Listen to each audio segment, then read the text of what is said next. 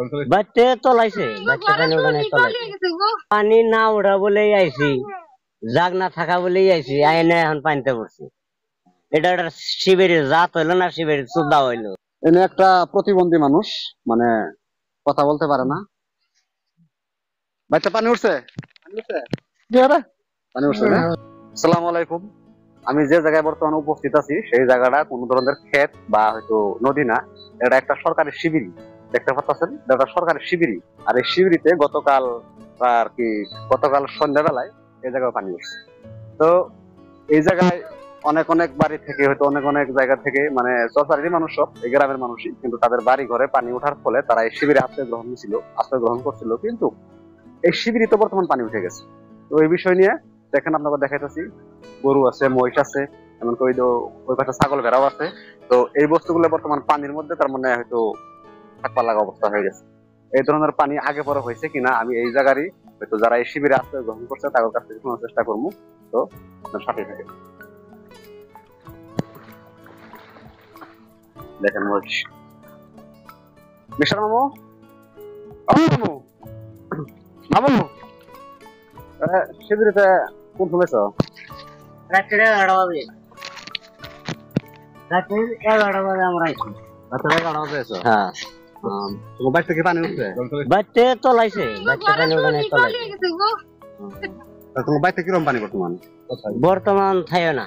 আচ্ছা, এই যে শিবিরিতে যাইছো, এই শিবিরিতে পানি উঠছিল বলে আইছিলে না হয়তো যে আইদাসে পানি উঠছে না আইদা জাগ না আছে? পানি না ওঠা বলেই আইছি, জাগ না থাকা বলেই আইছি, আইনে এখন পানিতে পড়ছি। এটা একটা শিবিরের জাত হইলো না শিবিরের চুদা হইলো। যাই হোক, এই ধরনের পানি আগে পরে দেখছো না তুমি শিবিরিতে পানি ওঠা? না, বর্তমান শিবির আমার বয়সে আমি শিবিরের পানি ওঠা দেই নাই। না, এটা ফার্স্ট ফার্স্ট আমার জীবনের ফার্স্ট। তাহলে বোঝা গেল যে আগে পরের চেয়ে সবচেয়ে হাইস্ট পানি, বেশি পানি এবার হইলো। আর আমার জীবনে তো আমি দেখিও নাই যে লকডাউন দেখলাম, আমি পানিটাও দেখলাম। লকডাউনের কথা না নাই গেলাম, বর্তমান বানপানি। হ্যাঁ। তো বানপানি নিয়ে আলোচনা করি। যেহেতু শিবিরের মধ্যে সরকারের একটা শিবির, যে জায়গায় সাধারণ মানুষ আশ্রয় গ্রহণ করবো, সেই যে জায়গায় মানুষ ছাগল ভেড়া যা যা বস্তু আছে সেগুলো নিয়ে এসে আশ্রয় গ্রহণ করবো। সরকারের শিবির দিছে একমাত্র মানুষের আশ্রয়ের জন্য। সেই জায়গায় আইসো কিন্তু পানি কিবা, সেই জায়গাতে পানি কিবা উপকারের জন্য। উপকার তো দূরের কথা, কোনো ঠাই নাই। আপনারা কবে আইছেন? আমরা আছি আজকে 3 দিন ধরে। 3 দিন ধরে? আপনার বাড়িতে পানি উঠছে না? ঘর চলে গেছে, ঘর চলে গেছে। কোথায় আপনার কোন ধরনের যে অসুবিধা, যেমন যে খাওয়া দাওয়ার অসুবিধা? খাওয়া দাওয়া অসুবিধা আছে না? পয়সা নাই, কি আইন না অস্থায়ী নাও লোকে নাই আঙ্গুর। যাই হোক, এনে একটা প্রতিবন্ধী মানুষ, মানে কথা বলতে পারে না। বাচ্চা পানি উঠছে? পানি উঠছে না? ভাত খাইছ? খাইছ? হ্যালো, আর কোন থাকছ? পানি বেদে